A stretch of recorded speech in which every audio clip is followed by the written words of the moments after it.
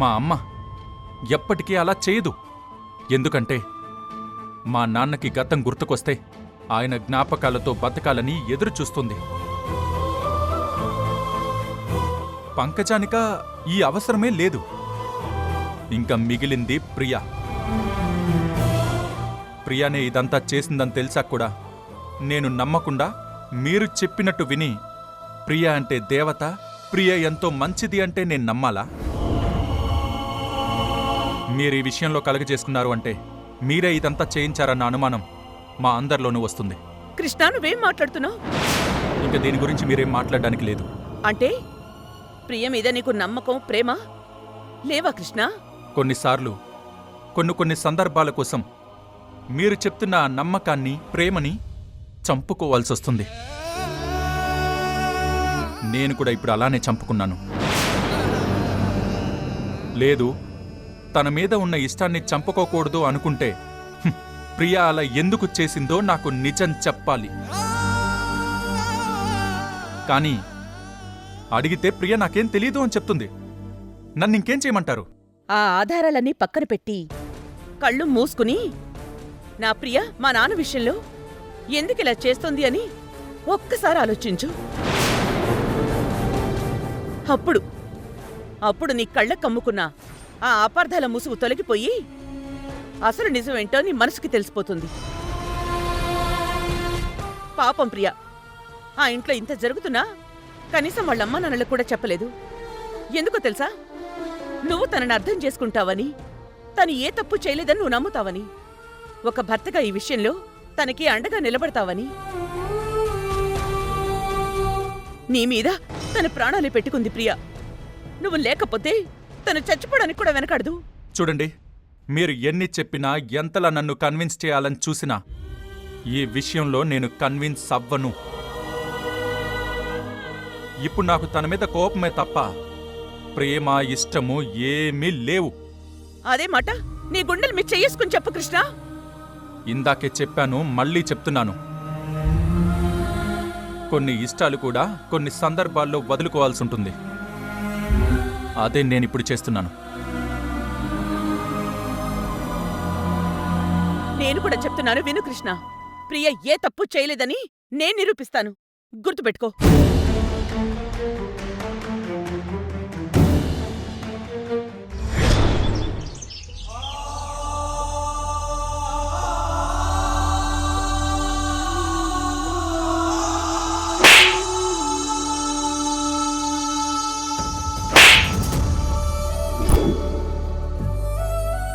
ఆఖరికి తనకి డైవర్స్ ఇవ్వడానికి కూడా నాకే అభ్యంతరం లేదు.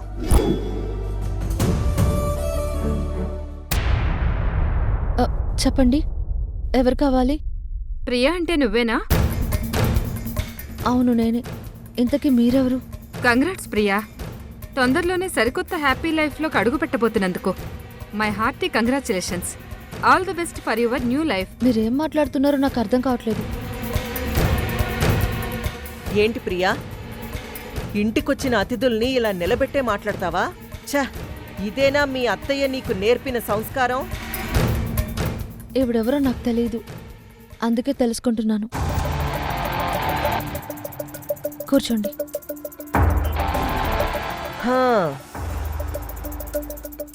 ఏంటి చిత్రావతి గారు, ప్రియకి ఇంకా విషయం చెప్పలేదా?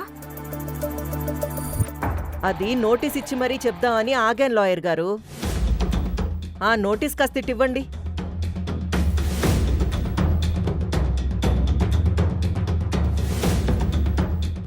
ఏం నోటీస్ అత్తయ్య అది? నీ వల్ల ఇంట్లో ఇంత జరుగుతుంది, ఇంటికి లాయర్ వచ్చారు, చేతిలో నోటీస్ ఉంది. ఇవన్నీ చూసాక కూడా ఇదేంటని నీకు అర్థం కావట్లేదా ప్రియా? ఇది డివోర్స్ నోటీస్. Divorce notice.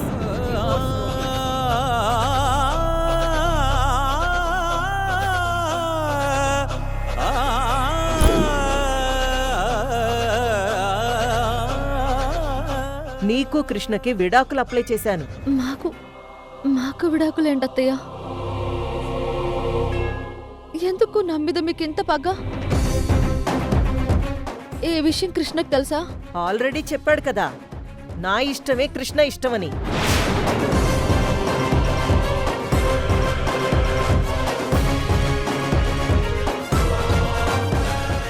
చూడు, ఈ డివోర్స్ నోటీస్ మీద కృష్ణతో ఎలా సైన్ చేయించాలో నాకు బాగా తెలుసు.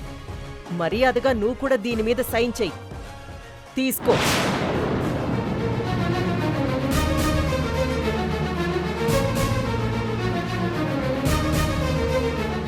చూడు, నువ్వు చేసింది ముమ్మాటికి తప్పే కాబట్టి మ్యూచువల్ అండర్స్టాండింగ్తో కోర్టులో సైలెంట్గా విడాకులు తీసుకోండి. ఏ గొడవ చేయకుండా సంతకం పెట్టేయి. లేదత్తయ్య, నేను ఈ డివోర్స్ నోటీస్ మీద సంతకం పెట్టను. ఇప్పుడు కృష్ణకి నా మీద ఉన్నది కేవలం అపార్థం మాత్రమే. మా రాణమ్మత్తయ్య నా మీదున్న అపార్థాన్ని తొలగించి నా మీద పడ్డ నిందని చెరిపేసి కడిగిన ముత్యల్లా నన్ను బయటకు తీసుకొస్తుంది. పగటి కళ్ళన్నీ కన్నది చాలు, చెప్పిన పంచెయ్. మీరేం చేసినా సరే నేను మాత్రం ఈ డివోర్స్ కాగితాల మీద సంతకం పెట్టను. చూడు, ఇప్పుడు నువ్వు మ్యూచువల్ అండర్స్టాండింగ్తో విడాకులు తీసుకోనని మొండికేశావో, రేపొద్దున నువ్వు మీ మామగారు ధర్మతేజ గారి మీద టాబ్లెట్స్ మార్చి ఇచ్చి చంపడానికి ట్రై చేస్తున్నావని అటెంప్ట్ టు మర్డర్ కింద క్రిమినల్ కేసు పెట్టాల్సి వస్తుంది నీ పైన. ఆ పైన నువ్వు నీ మేనత్త ఆ రాణమ్మ పోలీస్ స్టేషన్ల చుట్టూ కోర్టుల చుట్టూ తిరగాల్సి ఉంటుంది. ఇంక నీ ఇష్టం.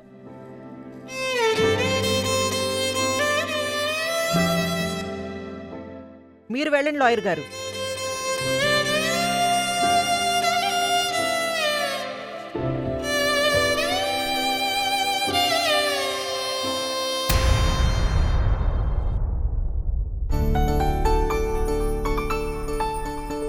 నమస్తే సార్.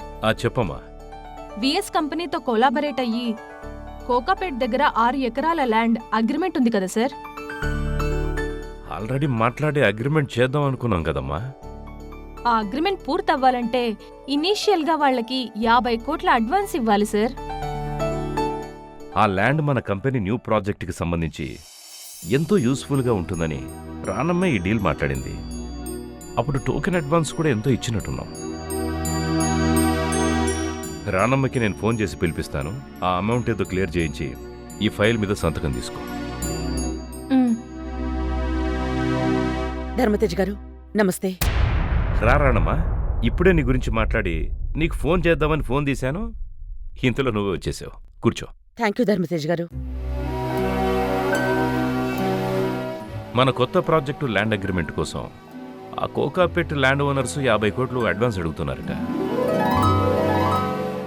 ఒకసారి అదేంటో చూడు.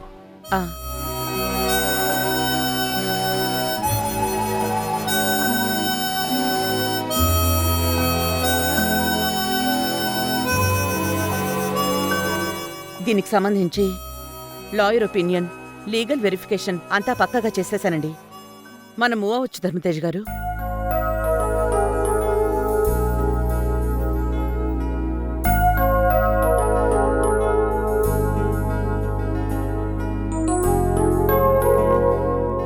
మీరు తీసుకెళ్ళండి, నేను తర్వాత చూస్తాను. Thank you madam. చెప్పు రానమ్మా, ఇటొచ్చావేంటి? నేను అడిగిన దానికి సూటిగా సమాధానం చెప్తారు కదా? అడుగు రానమ్మా. ప్రియని నిజంగానే మీరు మీ ఇంటి కోడలుగా ఉంచుకోవాలి అనుకుంటున్నారా లేదా? అలా అడుగుతావేంటి రానమ్మా? నీకు తెలుసు కదా, నేనెవ్వరిని ఏ కారణం లేకుండా ఇల్లు వదిలిపోమని చెప్పను, చెప్పలేను కూడా. పైగా ప్రియా నీ సొంత మేనకోడలు. నేనెందుకు తనని ఇంట్లోంచి వెళ్ళిపోమంటాను? కానీ ప్రియ నా విషయంలో ఏం చేసిందో నీకు తెలుసా రాణమ్మా? ప్రియ అలా చేసుంటుందని మీరు నమ్ముతున్నారా?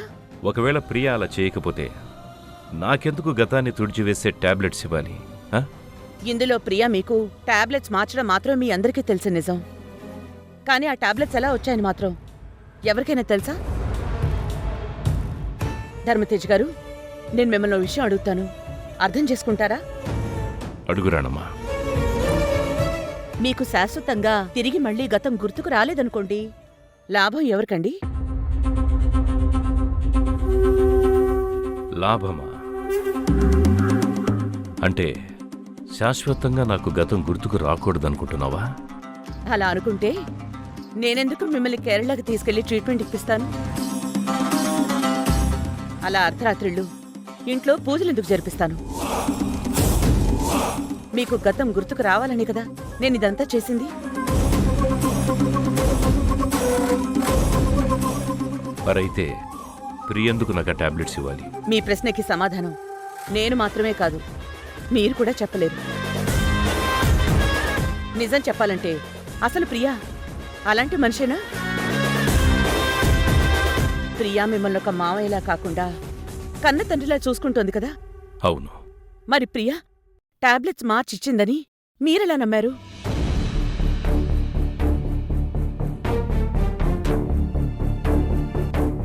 ఇంట్లో జరిగిన పరిస్థితుల్ని బట్టి ప్రియ కావాలని పనిచేసిందని నమ్మాల్సొచ్చింది. చూడండి ధర్మతేజ్ గారు, ఒక్కొక్కరు గతం గుర్తులేనప్పుడు ఒకలా ఉంటారు, గతం గుర్తుకొచ్చినప్పుడు ఇంకోలా ఉంటారు.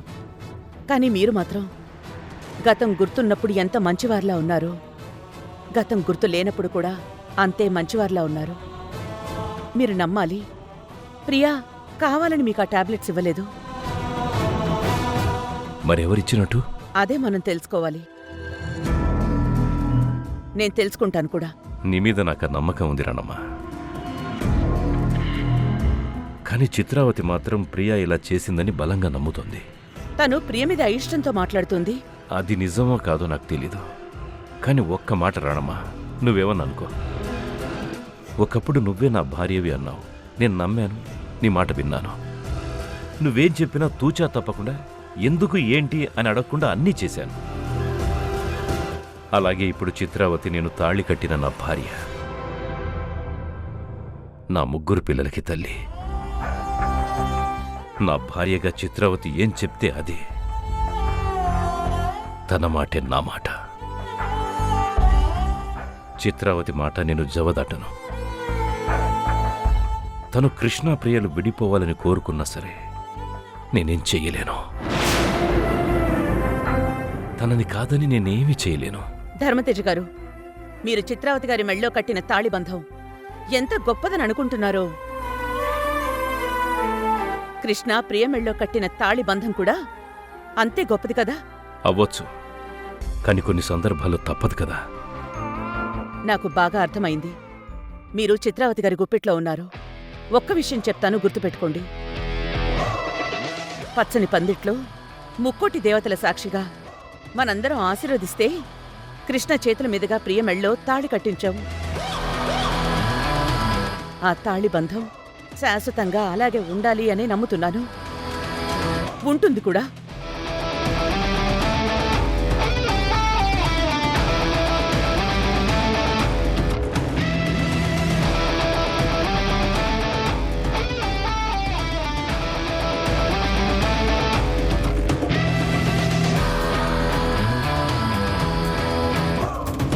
అక్కడ చిత్రావతేమో కృష్ణాప్రియాలకి విడాకులు ఇప్పించాలని అంటోంది. ఇక్కడ రాణమ్మేమో వాళ్ల తాళిబంధం శాశ్వతంగా ఉంటుంది అని అంటోంది. అసలు ఇప్పుడేం జరగబోతోంది?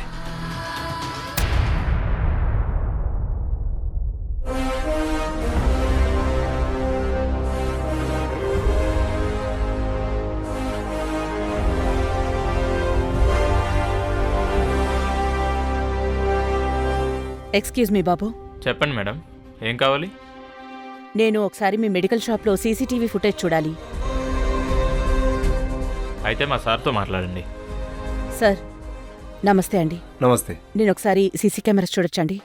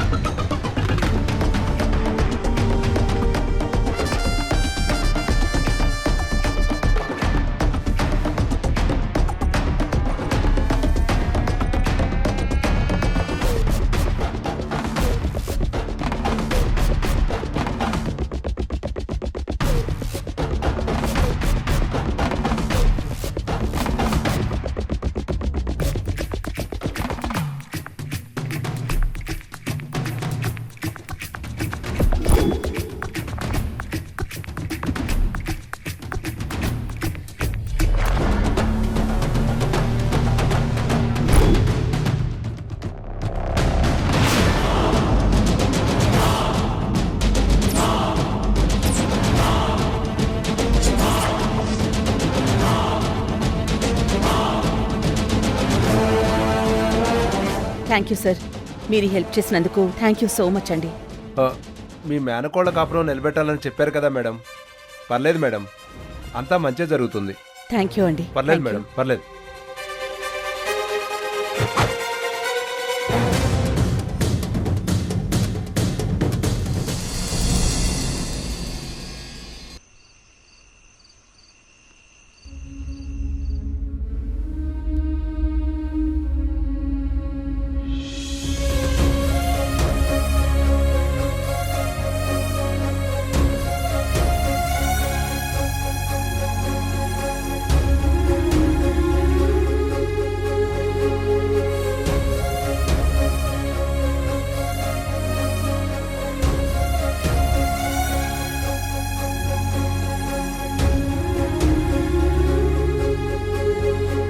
కృష్ణ, ఒక్క నిమిషం నీతో మాట్లాడాలి కృష్ణ. ఏం మాట్లాడాలి? ఎందుకు మాట్లాడాలి? మాట్లాడడానికి నాకేం మిగిల్చావు నువ్వు? మా అందరి కళ్ళ ముందే మా నాన్నకి శాశ్వతంగా గతం గుర్తుకు రాకుండా చేయాలని ప్రయత్నం చేస్తున్న నీతో నేనేం మాట్లాడాలి? ఒక్క క్షణమైనా ఆ టాబ్లెట్స్ వల్ల మా నాన్న ప్రాణాలకేమైనా ప్రమాదం జరుగుతుందేమోనన్న ఆలోచన కూడా నీకు రాలేదా? నేను ఎలాంటి దాన్నో తెలిసి కూడా నన్ను అనుమానిస్తున్నావా కృష్ణ? నిన్ను, మావయ్యని, ఈ ఇంట్లో వాళ్ళని నేనెలా చూసుకుంటానో, మీ మీదంత ప్రేమ చూపిస్తానో తెలిసి కూడా నన్ను నిందిస్తున్నావా కృష్ణ? నేనేమీ నిన్ను నిందించడం లేదు, అవమానించడమో లేదు ప్రియా. నమ్ముతున్నాను, నువ్వు తప్పు చేశావని నమ్ముతున్నాను. కాబట్టే నీతో ఈ విధంగా మాట్లాడుతున్నాను. మా అమ్మ రూంలోకి వెళ్ళి నువ్వు ఆ టాబ్లెట్స్ తీయడం నేను నా కళ్ళారా చూశాను. నువ్వు తప్పు చేస్తూ నాకు దొరికిపోయావు. కాబట్టే నీ విషయంలో మా అమ్మ చెప్పిందే నిజమని నమ్ముతున్నాను. నిన్న మొన్నటి వరకు మీ అత్తయ్య విషయంలో నువ్వు కేవలం నా దగ్గర నిజాన్ని మాత్రమే దాచావని, అంతకు మించి నువ్వు ఏ తప్పు చేయలేదని నీ మీద చెప్పుకోలేని ప్రేమ, ఒక విధమైన సానుభూతి ఉండేవి. కానీ ఇప్పుడు అవేవీ లేవు. ఈరోజు కాకపోతే రేపైనా నీ మీదున్న కోపం పోయి నా మనసులో ప్రేమ మాత్రమే మిగులుతుంది. ఖచ్చితంగా మనం తిరిగి ఒక్కటవుతామన్న నమ్మకం ఉండేది. ఇప్పుడు నువ్వే ఈ క్రిమినల్ పనులతో నా నమ్మకాన్ని పూర్తిగా సమాధి చేశావు. నిజం చెప్పాలంటే నిన్ను చూడాలన్నా, నీ పక్కన నిలబడి ఇలా మాట్లాడాలన్నా అసహ్యమేస్తుంది. నా అసహ్యం నీ మీద కాదు ప్రియా, నా మీదే నాకు అసహ్యం వేస్తుంది. నువ్వు ఇంత చేశాక కూడా నా భార్యగా నిన్నింకా ఈ ఇంట్లోనే ఉండనిచ్చినందుకు, నీతో కలిసి ఈ ఇంట్లో ఉంటున్నందుకు నా మీద నాకే అసహ్యం వేస్తుంది. నిన్నేమీ చేయలేకపోతున్నానని జాలిగానూ ఉంది. నన్ను నమ్ము కృష్ణ, నీ ప్రియ ఎప్పటికీ అలాంటి క్రిమినల్ పనులు చెయ్యదు. అసలు ఆ టాబ్లెట్స్ ఎలా వచ్చాయో నాకు తెలీదు. నాకు అనిపిస్తుంది ఎవరో కావాలని ఆ టాబ్లెట్స్ అక్కడ మార్చిపెట్టి నన్ను ఇంటి నుంచి, నీ మనసులో నుంచి వెళ్ళగొట్టాలని పెద్ద కుట్ర చేస్తున్నారని.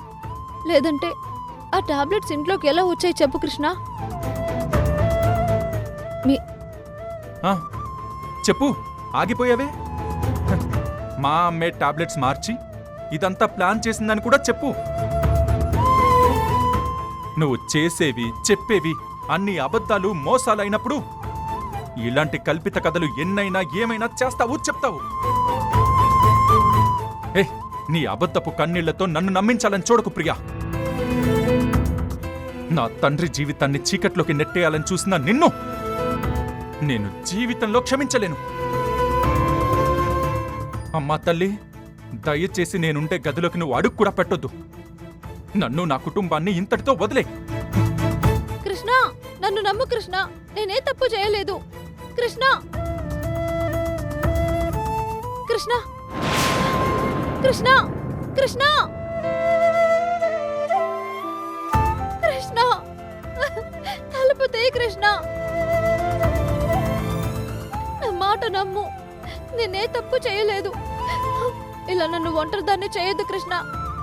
తలుపు తీ కృష్ణ. కృష్ణ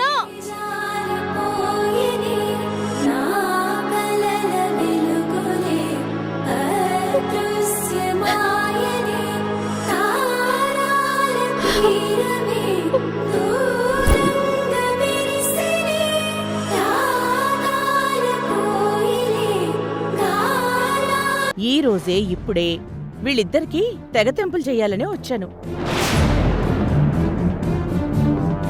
వీళ్ళిద్దరినీ ఎలా విడగొట్టబోతున్నావు? ఇప్పుడు ఆ అమ్మవారి ముందే ఆ 3 ముళ్ళు విప్పి ఆ తాళిని తీసేయ్ కృష్ణ.